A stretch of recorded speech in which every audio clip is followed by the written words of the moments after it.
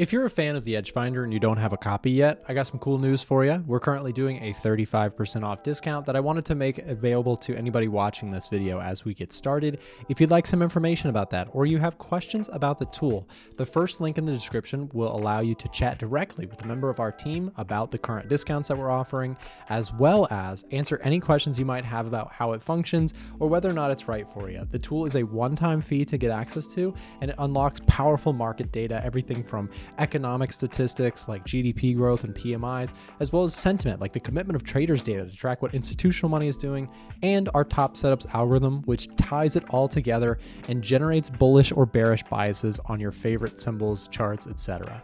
Check it out. First link in the description if you'd like some information about the current discount that we're running, 35% off. So last week was quite the week for financial markets, as Jerome Powell basically said that we are looking to cut rates because inflation seems to be no longer super problematic, and now the labor market is showing signs of cooling, so the Fed seems intent on cutting interest rates to relieve the labor market's slowing data.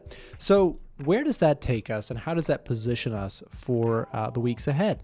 Well, here's my opinion. The dollar index looks very weak, and for good reason. If inflation is no longer a concern of the Fed, it gives them the green light to begin cutting interest rates and lowering their restrictive monetary policy of having us at 5.25% to 5.5% target federal funds rate. This is, of course, the borrowing cost has been raised. That's the Fed's main tool in order to slow down an overheating economy, which we kind of saw in 2022. You saw really strong labor and prices were just going up and up because when the economy is really strong, it's kind of like a car that's just zooming. It's really flying down the highway. And the only way to get it to slow down without, blowing up and overheating, you've got to start pressing on the brakes a little bit. And that's exactly what the Fed has done with their raising of interest rates in the last few years. But now the car's starting to slow down. And I'm stealing this, by the way. This analogy that I'm making is one that I heard spoken very well by Adam Koo on YouTube. You might know his channel. He's got great stuff, and I watch most of his videos, by the way. But he made this analogy, and I thought it was a very good one. Credit to him about the car analogy. Fed's been pumping the brakes, and now they're saying the car has slowed down enough. We need to start tapping on the accelerator. And I love that analogy because it is so dead on. And by the way, tapping on the accelerator usually means the dollar index goes down because, again, the concept of loosening monetary policy starts to flow more dollars into the system. More supply of dollars means the price of the dollar or the value of the dollar diminishes. So, to me, the path of least resistance, if you're somebody watching the dollar index, is lower. However, we've had a really nice slide with a lot of the news that's come out in recent weeks. And that tells me that, we may be due for a bit of a pullback. That's not something I'm betting on. I'm not here buying the dollar at these levels because, again, it could just continue to sink lower. But I am watching on the sidelines for possible pullback plays, perhaps to the 38.2 or the 50% retracement level on the dollar index. So this 102.674, if we do see price, make its way up into that area, I'll be probably looking for short opportunities on the dollar. And some of the things that I'm watching are gold, which I already currently have a position on. So I'll show you this really quick. So here is my gold chart, which the entry on this one was really quite a nice one. I wish I had more that looked like this. I bought gold on this past Thursday, and with the Fed meeting or the Fed Chair Jerome Powell giving his speech, we saw markets rip higher and gold was brought along for the ride. Seeing a little bit of a pullback here on gold, but that is, kind of be very standard what we usually see when you get these really big news days and things go shooting in one direction. It's very normal for like the following days to just kind of pull back a little bit.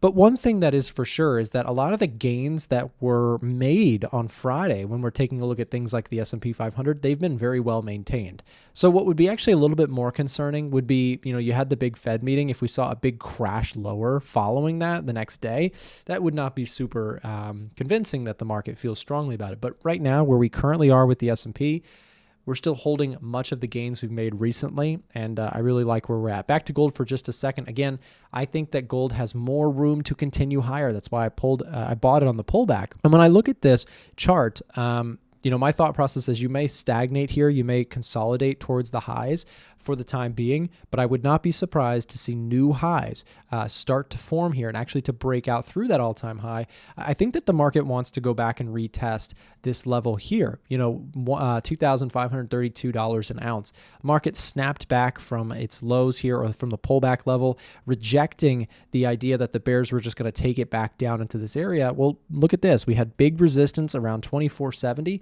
and then this beautiful, perfect green candle to the upside. And, with this now just kind of consolidating sideways, I bought that dip, retesting this area. Bulls came in real strong here. So I love the price action, and I think that it's very normal for price now to just kind of consolidate here until it potentially, my opinion would be, likely breaks higher and continues. If it doesn't, if it goes back to retest this area, I'll continue to hold my trade unless we break through and hit my stop loss. So I like where we're at. I'll look to trail stops if we get a big clean break through the highs, but until then, I'll just keep my stop right where it's at, right around here. And what I'm trading personally is GLD. So I'll just show you this really quick. By the way, if you want to trade with the broker that I use, or one of the brokers that can be traded directly on TradingView, all of the brokers listed in the description down below will allow you to trade directly on TradingView.com. Highly recommend you check that out. So I'm long GLD. I'm also long, if we just take a look at some of my current positioning here, I've got a lot of stuff open. I'm long some individual stocks. I'm long Nvidia, which we've got to talk about Nvidia in just a second. Actually, let me hide my camera just for a moment. All right, I'm gone. Yeah, so I'm long things like CrowdStrike, Tesla, Google, Airbnb, a couple stocks. And then the predominant, component of my positioning is this gold long that I'm in, IWM, SMH, and SPY. This is the S&P 500. This is a semiconductors ETF. This is small caps, which I'm going to talk about in just a moment. And this is gold. So, that's kind of my current positioning. All of this, by the way, has been disclosed inside of my Discord channel. There is a free version available in the description down below if you'd like to join our Discord. But if you'd like to get access to the trade notifications sent by myself and my team, that is a paid service that we offer, which can be found and bundled, by the way, in the description down below. If you want to get the Edge Finder and our signals, that is something available. The point that I want to make about, and I make this often, if you're going to follow somebody's signals or ideas in the market, make sure they show you live trading accounts. And that is something that, I do on my videos every day. I just want to show you that when you're watching my videos, when you're considering a service that we offer, it's not nonsense. We really trade real live brokerages, and we're not just talking out of, both sides of our mouth, right? We're not just, we really do this stuff. And I think that is very important to show potential customers who want to join a service like ours. Again, I think it's really important. So yeah, there you go. So let's talk about small caps. Here is RTY. This is the Russell 2000 futures. And what we can see here is that the Russell has had a really nice bounce back. And actually on the Fed speech, Jerome Powell's speech on Friday, we did see the S&P 500 move higher and the NASDAQ move higher on that. But look at the relative performance that the Russell did. It really shined bright. I don't know, really shined bright on Friday, where the Russell seriously outperformed the rest of the crew. And that is very much indicative of, how this market feels about small caps. They're feeling good about small caps. And, I want to discuss this because small caps are really important to the real, state of the economy. When you have small to mid-sized businesses performing really poorly for a long time, it makes people a little concerned about the real state of the economy. But the Russell seems to be making a bit of a bounce back play, and in my opinion, has potential to outperform in future coming months. Now, the last thing I want to talk about before we come back to the Russell is this Nvidia earnings call that we have on Wednesday after the bell. Now, this is huge because if you get Nvidia earnings, which again happen on Wednesday right after the 4 o'clock bell, 4 p.m. Eastern, you'll get huge volatility in Nvidia. That is known. The question is it going to be volatility to the upside or to the downside? The last few earnings reports for Nvidia have been safe, or not safe, but they've been the savior of the market rally because, again, Nvidia is the beacon of AI spending. If companies like Meta and Microsoft and Apple and Amazon, the big companies of the United States, if they are out here buying semiconductors heavily, it shows a lot of confidence in the economy. And it also shows, a lot of CapEx spending towards these things, which is kind of it gets the gears going for the AI trade. If there's a lot of money pumping into semiconductors, it's very good for the overall stock market because investment, seeing a lot of gun-ho investing, makes people more confident that the market's going to go up. Now, does that mean that companies are going to turn around and make huge profits on AI right away? Well, that would be the bear case. Bear case would be, okay, these companies are all buying from Nvidia, right? Nvidia's customers, guys, are Microsoft. They are Meta. These giants. They're the ones. The reason Nvidia is going up so much is because these customers of Nvidia are massive with deep pockets, and they're buying tons of chips. The bear case for Nvidia would be, well, where's the return on investment for all of this? And there is not huge tangible evidence of that just yet, but there's companies that are making the works out of it. I mean, for me, I'm very bullish on AI because let's take Meta, for example. If Meta has very powerful warehouses full of semiconductors, how is that going to make them more money? Well, it's going to make their algorithms, the death scrolling that we all do, where we just scroll on our phones forever. What's scary is that is very profitable. When they do more of that, it means more advertising that they can sell to more sucked in consumers. And so, kind of dark thought for a second, but the idea basically is that it improves their algorithm. An improvement to their algorithm means they make more money. So there's a return on investment there. And I think that we're going to see more of that, not less of that, as we go forward, as companies figure out how to use this powerful computing to their advantage. If there's anything that we can know is, like, if we look back in the last 20 years, powerful computing has led to massive profits, massive technological advances. I think it's coming. So I think Nvidia is going to have a good earnings report. That's pretty well known. The question is whether or not their guidance for the future is positive enough to move the stock higher than where it currently is. But I like Nvidia long. I am currently long, and I'm also long SMH. So this week, this is pivotal to me and my portfolio is what happens with the semiconductors trade. I'll probably be trailing some stops ahead of that just to lock in some profits on this move, but just wanted to mention that. Now I want to go back to the Russell for a second because on today's stream, I gave kind of a pitch on how I think it's important not to overcomplicate the trade here with the Russell and why I think it is one of the areas of the market that has the most potential if we see an environment where the Fed cuts and there's not some big impending recession. Check this clip out. Anyways, the Russell was doing really well this morning, gave back a little bit of its gains, but still looking pretty strong. I do like the Russell quite a bit. I think that we have, so here's the thing about the Russell. Let's keep it really simple on this thought process. I don't think you have to get much more complicated than this. Okay, so here's my theory on the Russell. The Russell has been a underperformer compared to the S&P 500 and the NASDAQ since like 2020, right?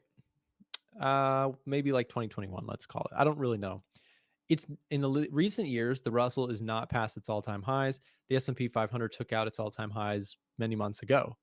So my point is, if you were to compare the performance of the Russell 2000, which is small to mid-cap companies in the US, compared to the S&P 500, it is really underperformed.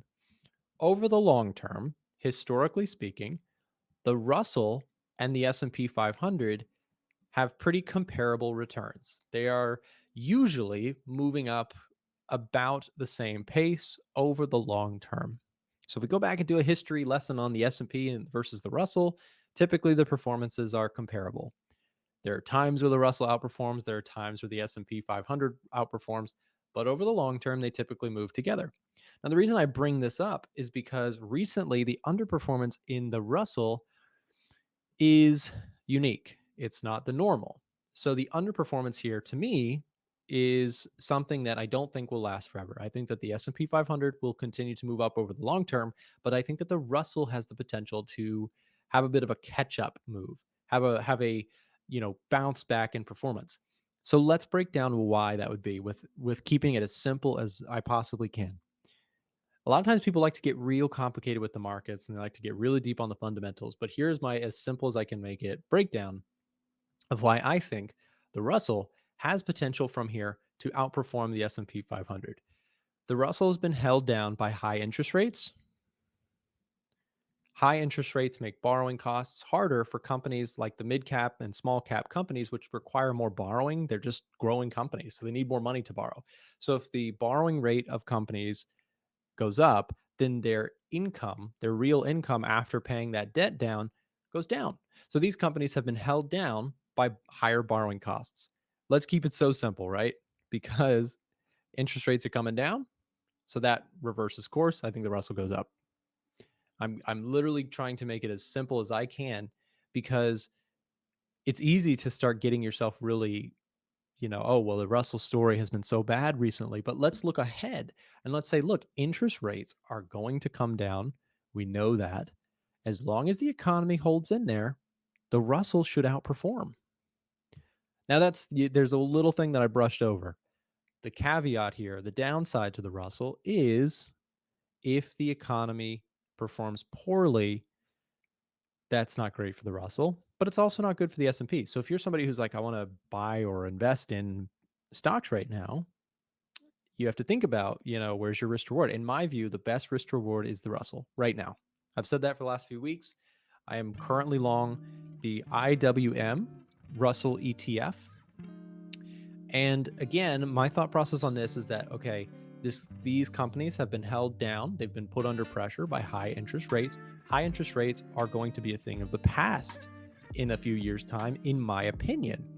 As long as we don't see a big spike in inflation again, I think, and a big recession, I think the Russell does well. If you're looking for a better brokerage, then stick around for a second. I'm going to tell you how you can get some free sign-up perks with great brokerages all around the world. Whether you trade FX or indices, commodities, futures, all of the above, I'm going to show you a really cool way that you can get free sign-up perks with your new account. So if you're interested in switching into a different brokerage, you can get things like deposit bonuses or free stock shares, or you can even get access to some of our products for completely free. All you have to do to find out current perks being offered to new depositors is go to a1trading.com/brokers. That's a1trading.com/brokers.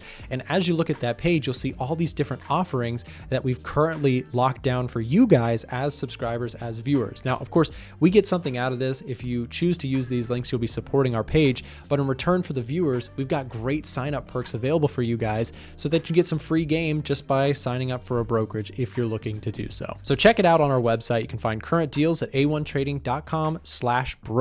Thanks for watching this video, and on the screen right now you'll see some other options of other videos we put together that might be helpful to you in your trading career. So thanks for watching, and we'll see you next time.